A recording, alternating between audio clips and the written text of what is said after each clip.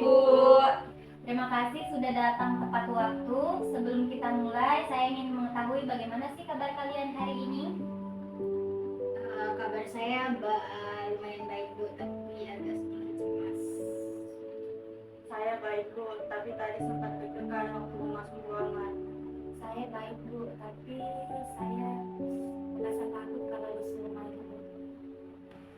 Oke, terima kasih sudah jujur menyampaikan kondisi kalian. Perasaan seperti itu wajar saat memulai proses baru. Mari kita lanjut ke kesempatan waktu. Sesi ini berlangsung sekitar 45 menit dan saya berharap kita bisa fokus tanpa gangguan. Semua setuju? Setuju Bu. Ada dua hal penting dalam sesi ini. Yang pertama adalah asas kerahasiaan. Semua yang kalian sampaikan di sini hanya untuk kita berempat. Kedua yaitu asas keterbukaan. Semakin kalian mengizinkan diri kalian berbagi, semakin cepat kita memahami apa yang sebenarnya terjadi.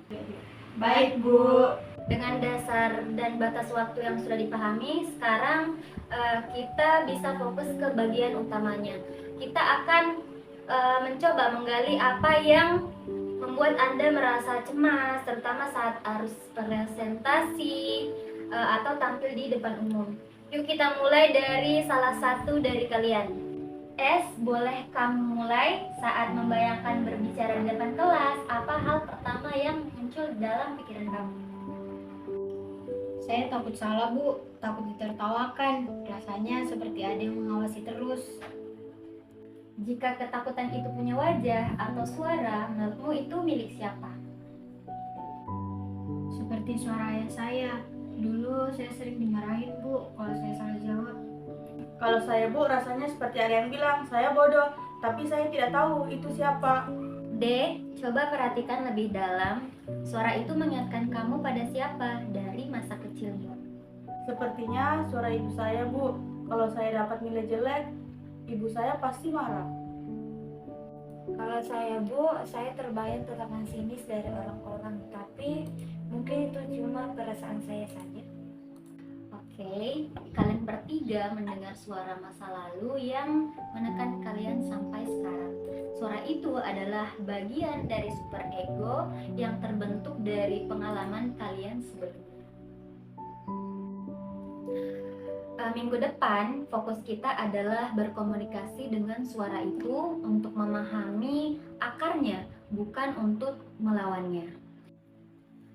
Oke, pada pertemuan sebelumnya Anda telah berupaya mengidentifikasi suara superego dalam diri masing-masing. Bagaimana pengalaman emosional Anda saat berhadapan dengannya? Bu, waktu guru menegur saya minggu ini, rasanya seperti ibu saya yang marah. Saya langsung tegang. Oke, jadi kamu memindahkan gambaran ibu kamu ke guru. Itu membuat reaksi kamu semakin kuat. Saya pura-pura santai Bu, tapi saya takut. Saya tersenyum biar kelihatan tenang. Itu cara ego melindungi diri dari masa lalu, tapi perlindungan itu membuatmu lelah. Saya malah merasa seperti anak kecil Bu. Kalau guru bicara, saya langsung menunduk. Untuk bentuk regresi, superego kamu mundur ke masa kecil untuk mencari aman. Tapi sekarang kamu sudah remaja, kamu punya kekuatan untuk melindungi dirimu sendiri. Saya masih takut Bu, takut tidak dihargai. Ketakutan itu muncul dari masa lalu ketika penerimaan terasa bersyarat. Nah, sekarang kamu belajar menerima diri sendiri tanpa harus menjadi sempurna. Jika kalian bayangkan sesuatu yang kalian takuti, siapa sih mereka sebenarnya? Sekarang bayangkan suara super ego kalian muncul. Apa yang ia katakan pada kalian? Kamu tidak boleh salah, itu yang saya dengar Bu. Dan apa yang ingin kamu katakan padanya sekarang, Dek?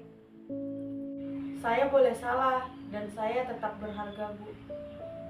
Saya ingin bilang, saya tidak harus sempurna untuk bisa diterima. Saya ingin bilang, saya berhak bicara tanpa takut ditertawakan. Oke, baik. itu suara ego baru kalian lebih penuh kasih, lebih realistis. Rasakan perbedaannya dari suara masa lalu. Saya lega Bu, seperti beban di dada itu berkurang. Saya sadar ketakutan saya bukan berasal dari orang lain, tapi dari suatu masa lalu yang selalu menghukum saya. Sekarang pilih satu langkah konkret minggu ini yang mencerminkan keberanian kalian.